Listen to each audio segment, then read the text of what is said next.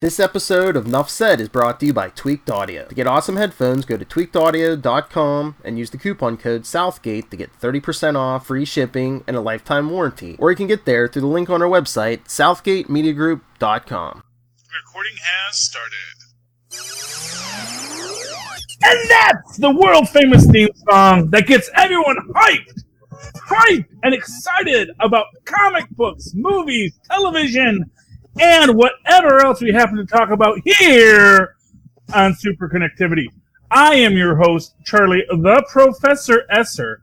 And with me, as always, is my evil twin. What is it? Phil, me, and Perich.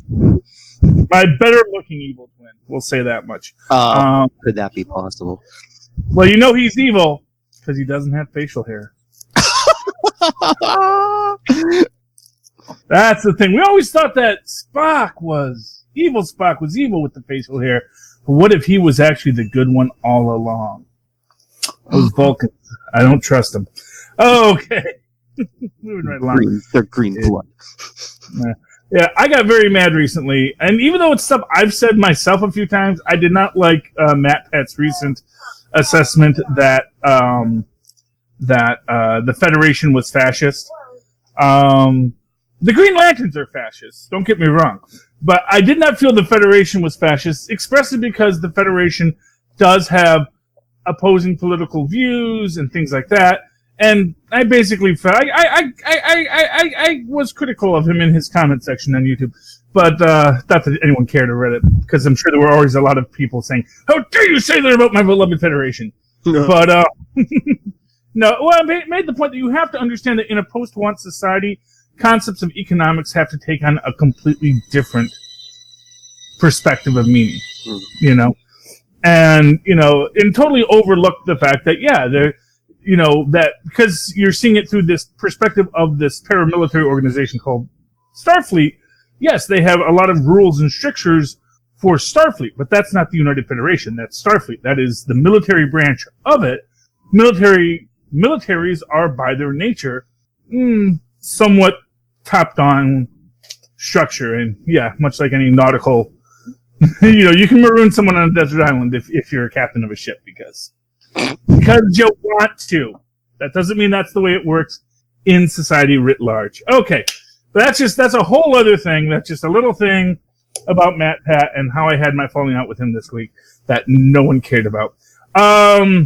Big news. Okay, I want to open with this because to me, this was the biggest news this week. Marvel Comics 1000. Oh, nice. And I'm going to tell you right now, I'm picking up Marvel Comics 1001. When does that come out? Is that next week or is that next month? I don't think it's next week. But I will look for you. Yeah.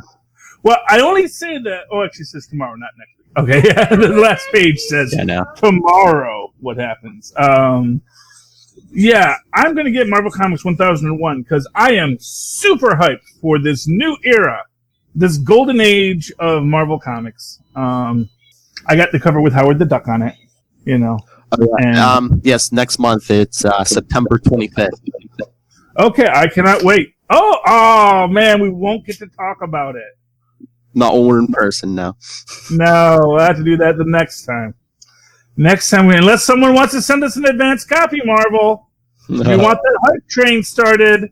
Anybody want stuff reviewed on our live show when we're all together? Yeah, send us some. Copies.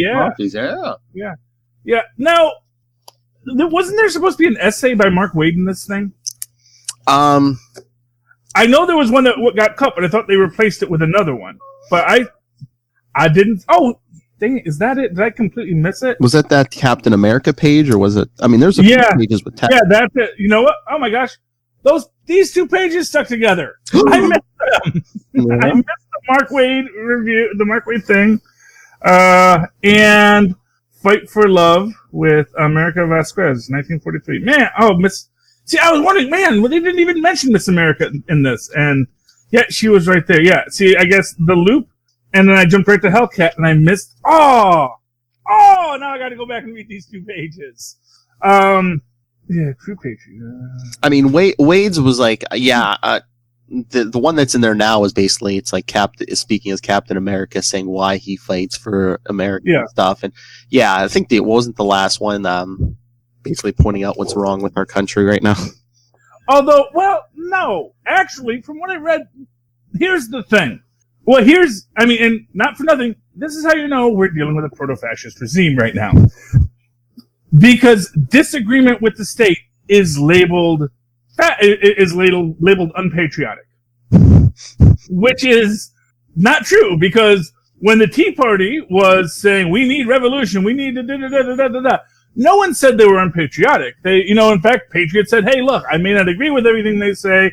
I don't think their economic theories work very well, but I do believe that, they have this right, that the right to redress your government is sacrosanct.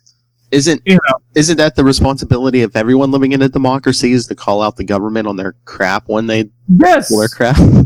All governments, every government deserves to have the voice of the people. And again, this is why, tie back to my first rant, why Starfleet why the Federation isn't fascist, because they have free speech. They have freedom of assembly. You have the right to gather with your friends, to speak out against the government, to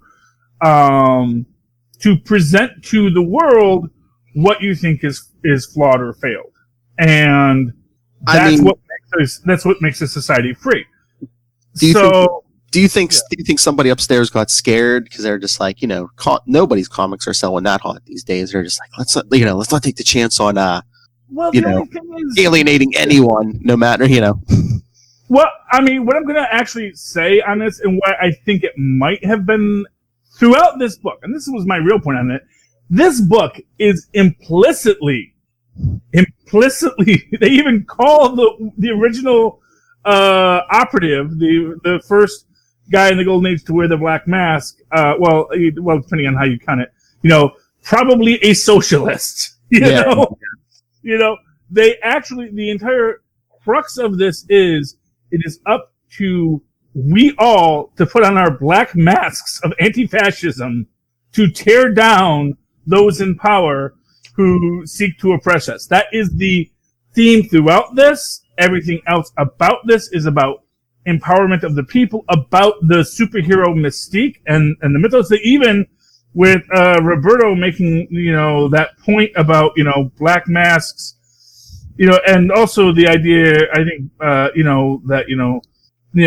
faceless vigilantes, dispensing justice. That this is who the heroes are, and and then also about the Eastern and the Western ideals of the black mask signal in Western culture signifies the villain, whereas in Eastern culture that actually signifies, in what he said in Kabuki theater, I think that it emphasizes a person of standing and respect. And it's, yes. I was going to say, we've talked to Mark Wade before. I wonder if I reach out to him if we'd be able to get a copy of that essay. But because I'm just like, maybe the rest of this maybe they thought it was too subtle. So I would love to know how on the nose Wade's was, that they were like, oh no, we can put this in here. Yeah, well, and I get, and not for nothing, I get the idea that you always want your statements to be implicit, not necessarily explicit, because when you get explicit, it ages the conversation. As an example, everyone who called George W. Bush a fascist Nazi looks kind of silly now that we actually have, now that we have actual fascist Nazis marching in the street. They're like, oh, okay. Maybe George W. Bush wasn't that bad. He was objectively bad as a president. Don't get us wrong. But but as I always said about George W. Bush, his administration was probably about as corrupt as Grant's, and Grant's on the 50s. So, it's like we honor all kinds of people that maybe are not the best people to honor in our American history. But no, this black mask concept, which express power is to make all men equal. That all are equal in the eyes of eternity. And you cannot come to a man that when he has the mask of eternity on, he will be your equal. And of course, framing that in the context of Camelot, which, well, we think about as this idealized golden reign of the good King Arthur, as we know from other mythos that has become part of the canon, was kind of a messed up Peyton place of corruption and, stolen power and yada, yada, yada. And all at the end about imperial power and about the urge of people to stand up against bullies. Mm-hmm. And that's what the superhero is about the powerless retaking their power, And what makes Marvel Comics great is that you don't need an alien from beyond the stars to do it. You can do it. You have the power to change the world, to save the world in a million different ways every day. The world outside your window, man. Heck yes. Yeah, and I don't know, man. Like I said, I love this theme of the Black Mask, which is obviously going to become a whole deal.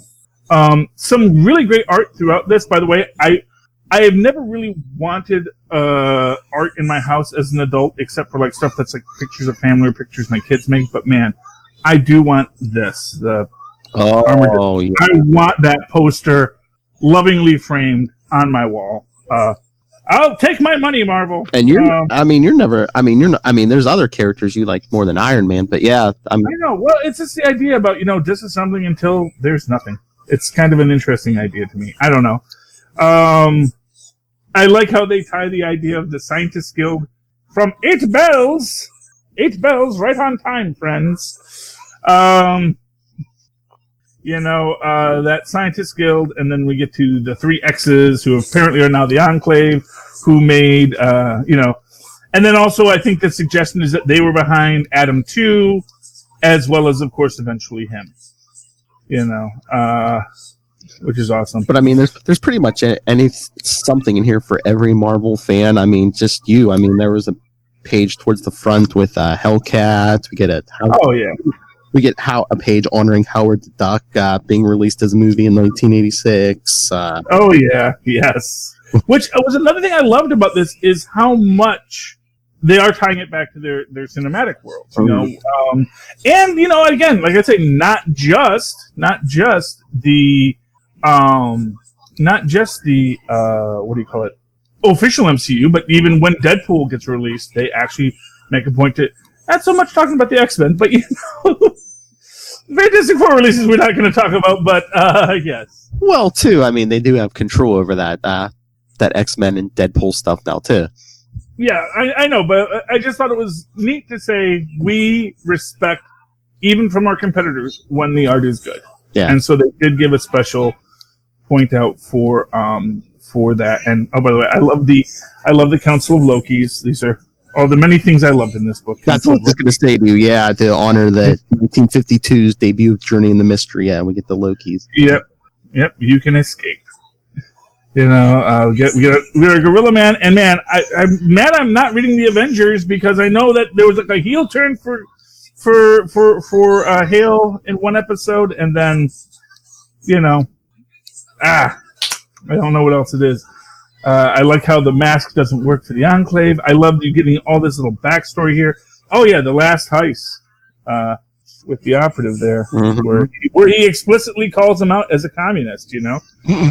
But you know what? You want to speak truth to power, so I'm going to give you the ultimate mask. And as he says to him, you won't even notice it because you're pretty much the match of anyone that's out there right now anyway. So the amount of edge it's going to give you. But if there had been a Hulk, he would have said, "Wow, how am I holding my own against the Hulk? Oh, I guess this mask is magic." Got a nice little bit about Red Wolf. Oh, I miss Red Wolf. Oh, Red Wolf and the Deadly Nighthawk, man. Why do they not have ongoing, man? And again, and this is again one of my favorites, Doom vs. Iron Man.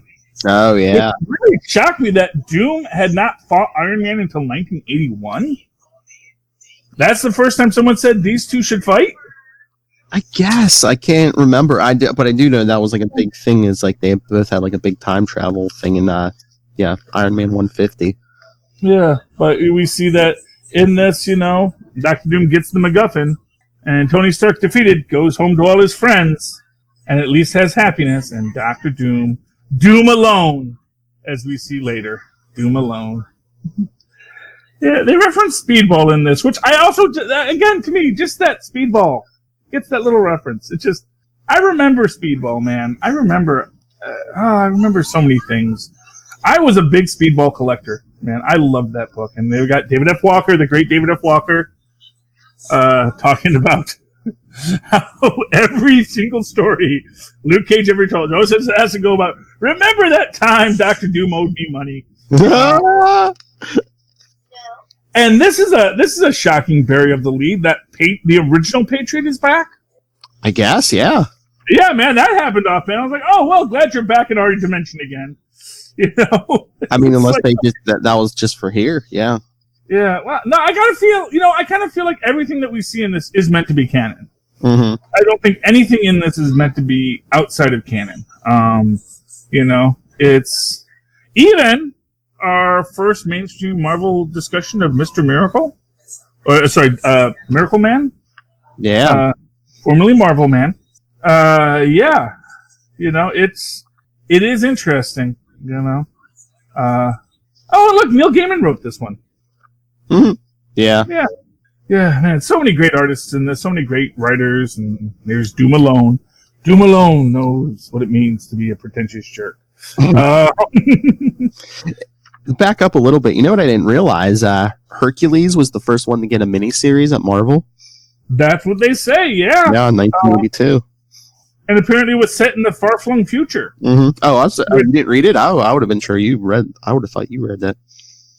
Oh, when it first came out? No, I wasn't a big Hercules fan until the Incredible Hercules with Amadeus Cho. Ah. You know. Yeah, really, I was never into... Really, I was strictly, you know, Fantastic Four, Captain America. You know, I had like 2 or 3 books in Marvel Saga. Of course, Marvel Saga was my bread and butter as a kid. But, you know, yeah, and Conan, of course, I always read the Conan comics. You know, the actual, not the big black and whites, the little color ones. You know, for the kids, which I was. So I liked those. But I mean, we got more than one page with Deadpool, but yeah, that 2016 one for the, you know, when the first movie comes out, I love the 9-panel grid. He even mentions the 9-panel grid, and then the last panel he's like, "Oh wait, this is the last panel, okay," and he like stops always the last panel. Yeah, you know, he's great, and I liked Peter David's bit. I've said enough. Yes, yeah, that was like from his. That's like the gag he had going on in that last. Well, they even pull it out. I love how they're like Incredible Hulk ends with issue 474. Like they didn't reboot it. It's like, oh, you know, they make it sound like, oh, it never came back again. Yeah, okay. Well, you know what? That was the end of his. So they were looking for something for 1999. Yeah, well, that's okay. Hey, you know, and I love that he has Betty Banner's ashes on his shelf. Just thinking, I killed her. She's still dead. I love this too. Elsa Bloodstone, and this is what I say about is like super canon aspect of it, is Elsa is now taking care of Jeff, because we saw that Jeff isn't in the new Deadpool Strikes Back series. So, oh yes, because that page was written by Kelly Thompson. Yes. So I love you know, so many great things. Yeah, I mean, just everything around here is pretty great. And then, like I said, we have this constant storyline going on about this Black Mask with the Dark Raider or the Black Raider. The Masked Raider, it says. The Masked Raider, yes. But I think, is it called the Masked Raider? Yeah, the Mask, yes. So we get our big return and the Raider. Yep. Which, again, the two guns has the two gun kid's gun, which of course they referenced earlier. Or was that in this, or was it? No, that was actually in the History of the Marvel Universe, where they make the point that the aging two-gun kid is the one who inspired the Angel to become a superhero. Mm-hmm. So yeah, I mean that's just great stuff. But what about that end credit page? You know, the one that says tomorrow. Oh yeah. The Enclave thinks it's a good idea to try to bring Korvac back. Okay. Well, that's the question I had there. Are they bringing Korvac back, or are they inventing Korvac? Oh, because I kind of figured that this is sort of their own. They have created the Korvac in this storyline. Because Korvac's a time-traveling concept, you know? I know, but I thought it was aliens who had created Korvac. Well, yeah, but maybe the aliens just recreated Korvac. I don't know. Yeah, that's what I was gonna say. I Yeah. didn't know if they just like found them or like trying to reactivate them. Like, yeah, that's a good idea. That's not a good idea. No, it would not be a good idea. That is a poor idea. But you know what? If the Enclave were smart, they wouldn't try to control the world with the mask that is supposed to make all men equal. As they say, well, probably our problem is that we're trying to take over the world, and the mask always fights against kings. So, so that might be why we're why it doesn't want to work for us, Well, this will make us, the merging of all of our intellects. No, it just makes you the equal to any person in the room, and you're all pretty smart, so you're not going to notice it. As they say, it doesn't do anything unless there's a difference. And what I thought was fascinating is it kind of reminds me in its own way of the Captain America villain, Everyman. Which was that during Wade's Captain America? What? Korvac? No, Everyman. Oh, Everyman. No. That was back in the 80s. Yeah. Was that Grunwald's Captain America? I don't know. Was that J.M. DeMatteis? Maybe. I I don't know the writers. But I loved Everyman as a character. I love when they actually brought him back like a couple times. Mm-hmm. They have him have the Absorpcan, which he saw as sort of giving him the power of his fellow man and again, about making every man equal. And of course, fearing the powerful. And that, of course, is what we're always talking about here is there is the powerful that we're seeking to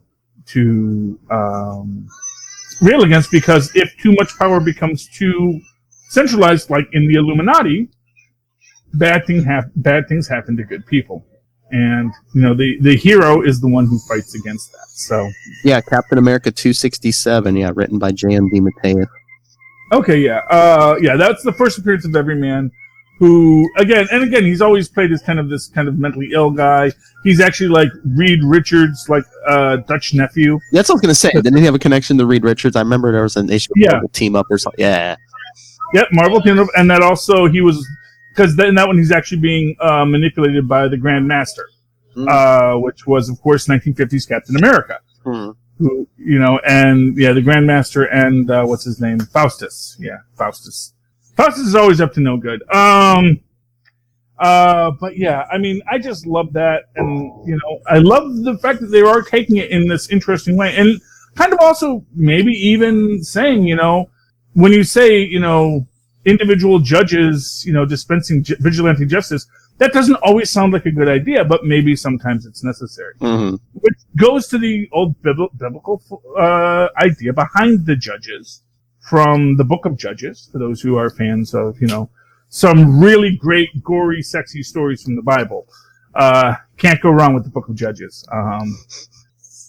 Okay, I'm the only guy who reads the adventure, the comic book part of the Bible. Okay. But that's where you get Samson. That's where you get Deborah. You get several other people. But basically the ideas are of these superheroes in the Bible. Well, not all superheroes. Some are actually just kind of prophets who are saying, stop doing that. You're being bad.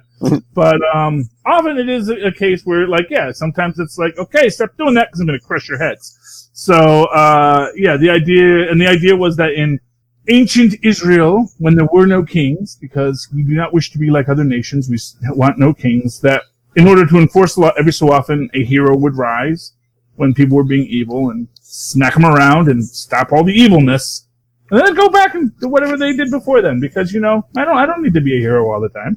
You guys know not to be evil, I told you, so we're going to call it a day.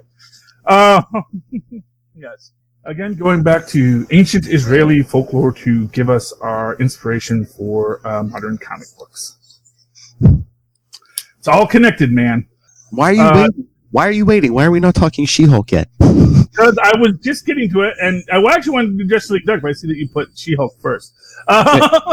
Wait, But that's good. We'll talk She-Hulk. And I'm not waiting. I'm trying to. First off, there was so much going on in Marvel Comics 1000. Oh yeah.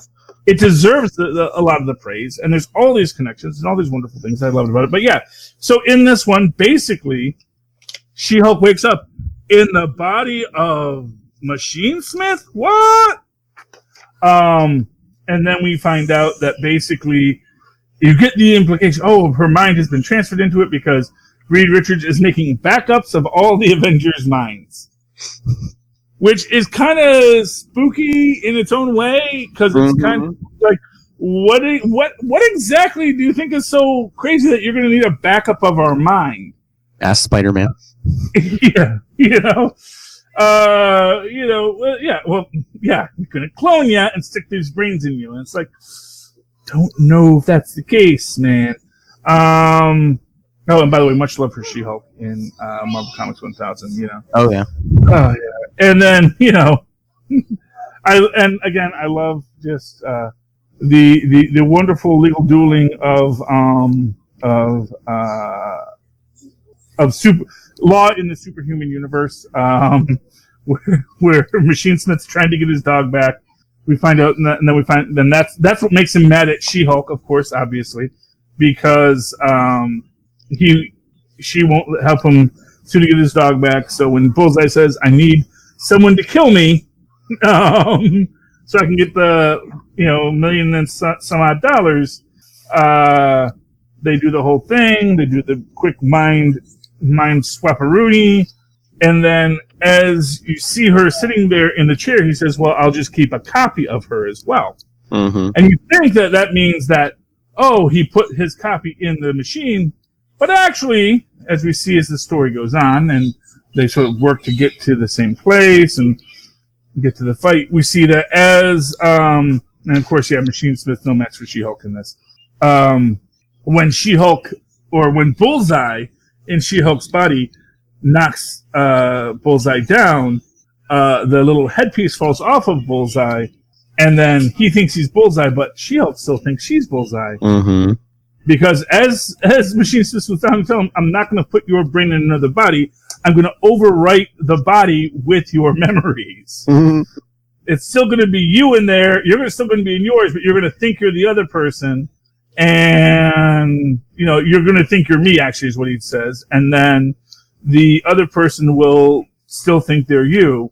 And then you realize this with the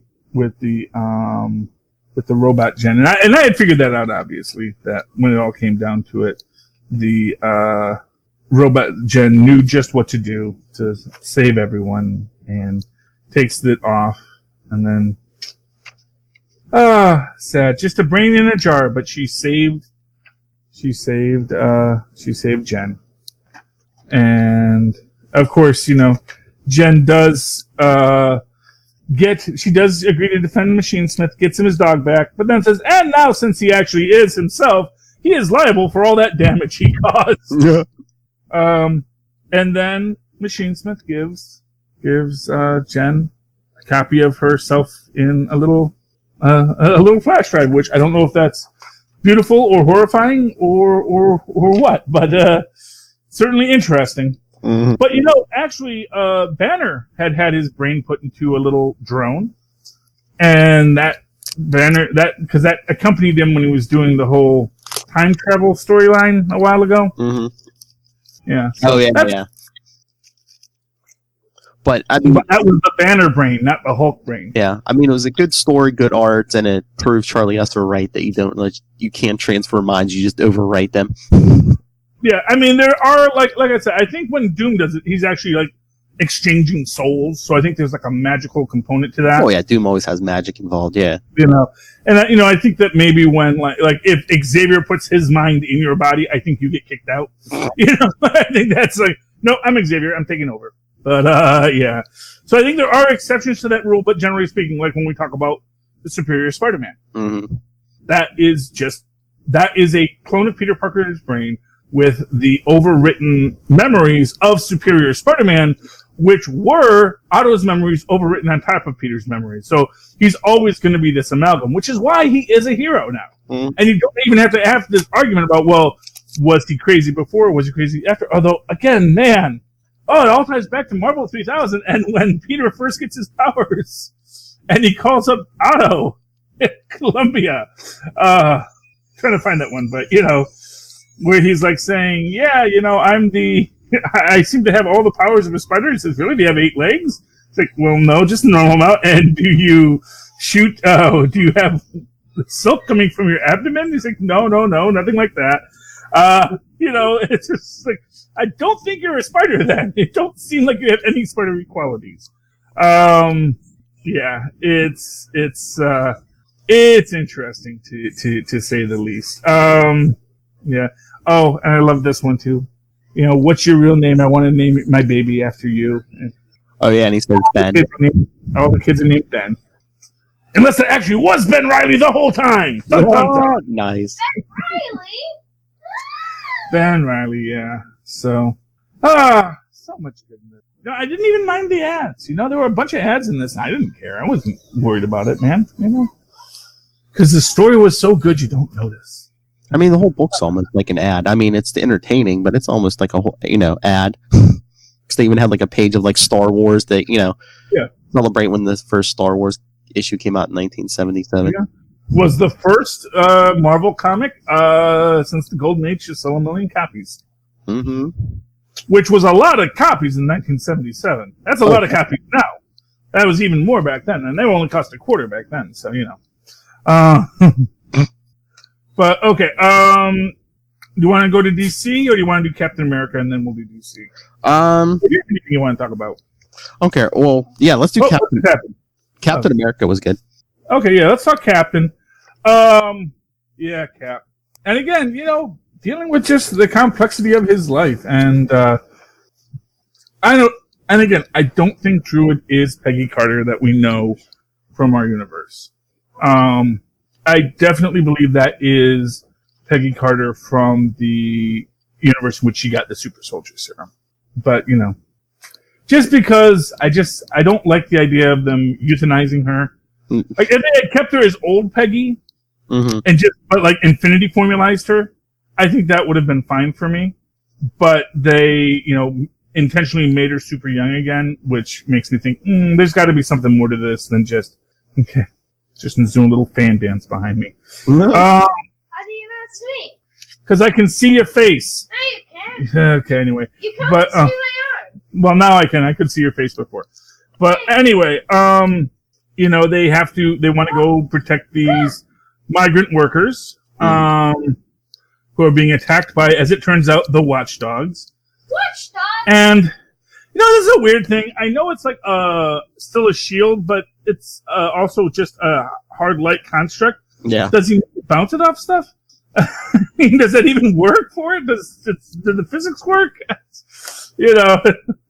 I mean, I get the idea that you want to bounce it because you want it to have that, them thinking it's going one way and then have it turn, but really you can just have it turn in the middle of, it's a video. Yeah, it's like Automan, you just turn it at a right angle. He says, can't turn it at a right angle in physics. So yes, you can if you're just a hard light construct.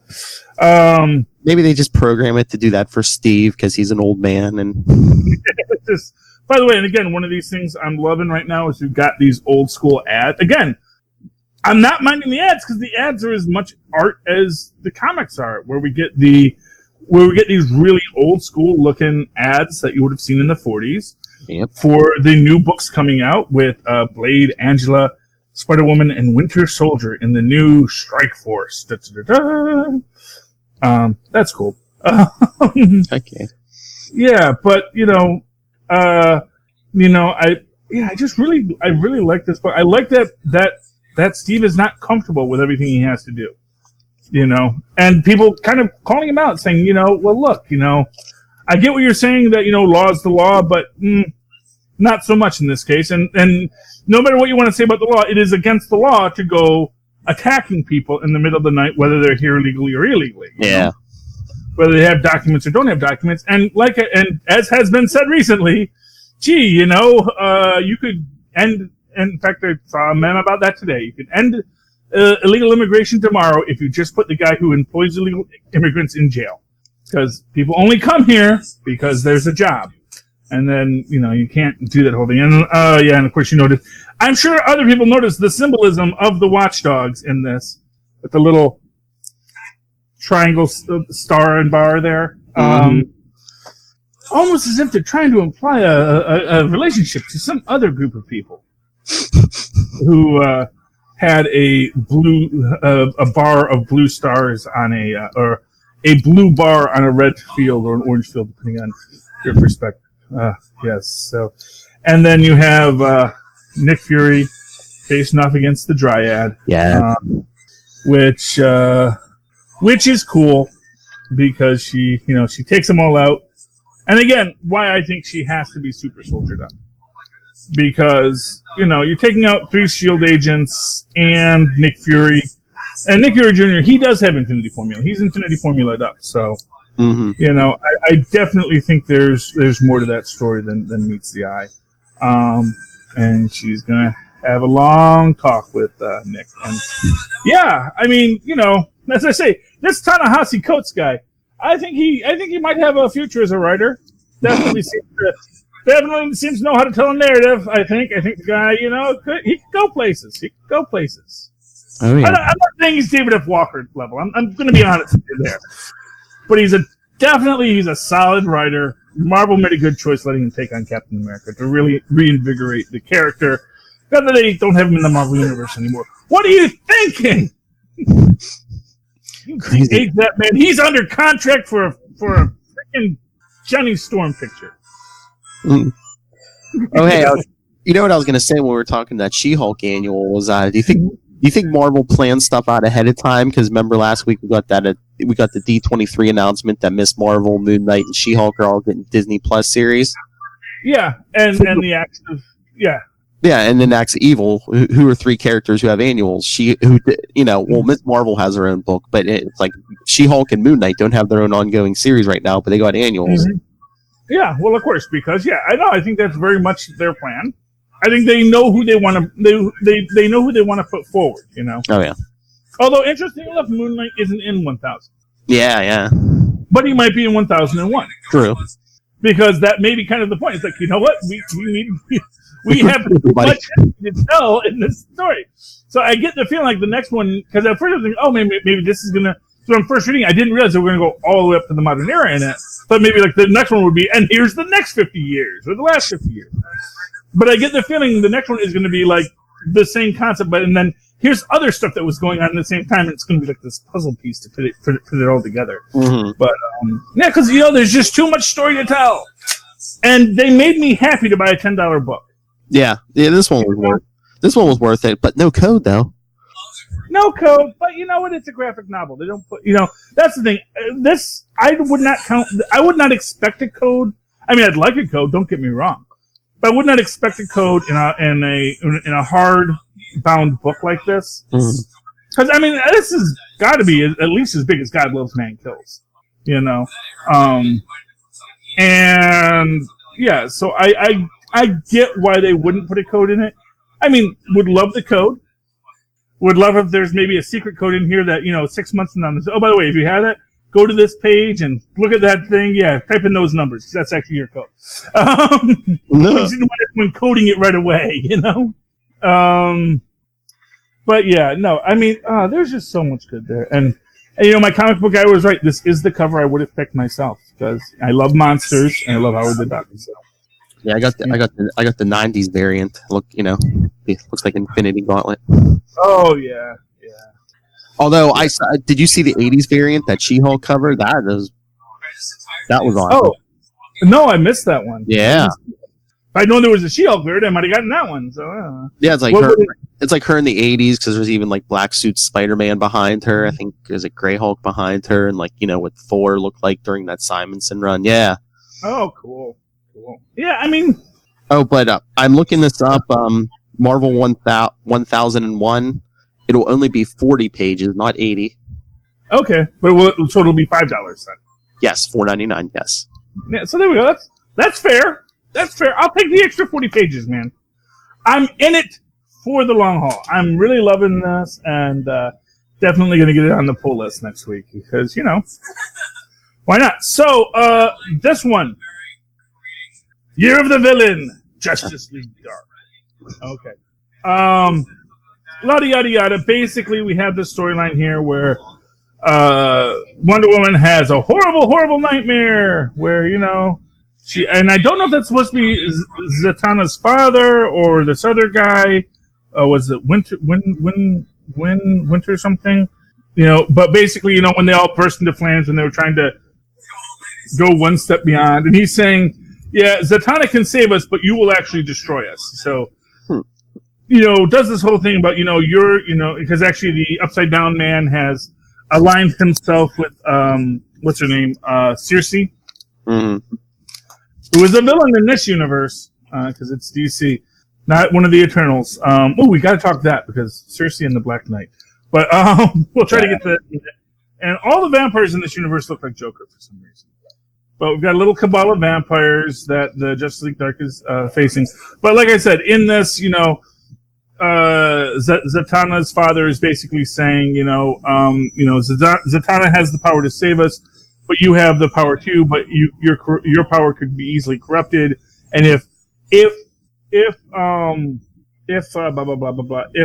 Circe takes that power from you because it's bound to Hecate, it will destroy. We will lose the War of Magic, and that's why you can't be there. And then we see that the actual vampire weekend was caused by what's his name, Witch Boy, I think he goes by. Clarion Boy, yeah. Clarion the Witch Boy, which is cool. I haven't seen Clarion the Witch Boy in so long, so I didn't know he was blue. Has he always been blue? Yeah, I think in a lot of the, and especially like the current stuff, he's been, yeah. Yeah, because I know that when he was on Batman the Animated Series, he was just a normal, scary British kid. But, there's, just nice stuff in this, and get a nice little sit down between Wonder Woman and Constantine. Again, if you're a fan of Constantine, I don't know why you're not reading this book. Because I do like, Constantine's story there, and the, self-destruct, which is, man, this is a gag I wrote years ago. The idea that smoking the cigarettes, that it's the self-destruction takes the edge off when you're dealing with demons. So, I mean, it's an obvious gag to do, but I get why he's doing it, and of course, Swamp Thing, and of course, everyone's like all depowered now. Swamp Thing, he isn't the Guardian of the Green anymore. Dr. Fate isn't really, the what do you call it? The avatar of Nabu. Yes, Nabu. And there's our witch boy and his little cat. He's all mad because they killed all his friends, all his pet vampires. So he puts a little curse on Man Bat, saying, "Why don't you make a serum to make it even scarier? So then they'll respect you." Like, yes, I'll get right on that. But this is the thing. This is where it's good. So we see Papa Midnight, who's joined the Injustice League Dark, along with several other magical villains. And do you know who that guy is there? That little zombie-looking dude? Hard Says Grunny Money. It's hard to see. Yes. That is Solomon Grundy, all zombified, all decaying. Huh. And all this meat showing. That's interesting. All red, because one thing many people forget is Solomon Grundy's body is mostly made of wood. Mm-hmm. Solomon Grundy is bound to the plant life of, what is it, Suicide Swamp, Murder Swamp? Is it Slaughter Swamp? Slaughter Swamp. I was wondering if that's named after, Joe Slaughter, who was an upstanding businessman in the community. But you see, so Papa Midnight has turned all the tourists at the resort into his own zomboys, and then zomboies, whatever you call it. I forget how to pronounce it in the original Haitian. But Solomon Grundy is also in this state. And then we see Woodrow, who's the new Floronic Man, who has the power of the Parliament of Flowers, because as we saw in the annual, since the Parliament of the Green was destroyed, the Parliament of Flowers is taking over. But the Parliament of Flowers is inherently transitional. And so we see Circe, she's got her whole steampunk, again, jokery kind of concept, steampunk Harley Quinn, Sgt. Pepper's Lonely Hearts Club Band look going, as she's uniting the villains. But here's the thing. Who is going to save us all? It won't be a hero. It is going to be Solomon Grundy. Because Solomon Grundy is going to become the new avatar of the Green. he is going to become the new Avatar, and maybe they won't call it the Green, or maybe it's going to be the whole of the Green, not just the trees, not just the flowers, but the whole of the Web of Life, because Solomon Grundy is of the swamp. Mm-hmm. And he maybe was always meant to be. Maybe he was meant to be the first Avatar of the Green, but that, for whatever reasons, he was never able to ascend to the way he was supposed to be. So my big prediction is Solomon Grundy, like the Man Thing, the Nexus of all realities. Solomon Grundy is going to come at the end. He's going to be the hero because he's going to be like, no, life is stronger than either the Dark Magics or the Lords of Order. I am the Web of Life. I am Solomon Grundy, and I am the hero of this universe needs and deserves. So that's my big prediction, DC. I'm giving that to you for free. Yeah. So hopefully you already wrote it down. It's like, no, we had that. Yeah, of course. I mean, he figured it out. He's a smart guy, that Professor Esser. But yeah, no, that's totally what we're doing. So. All right, and I told you should have read Spider-Man Life Story number 6. Yes, I'm sorry, ran out of time, but tell me why I should read it, Philip. And why all of our listeners should read it. Well, this catches up to present day 2019.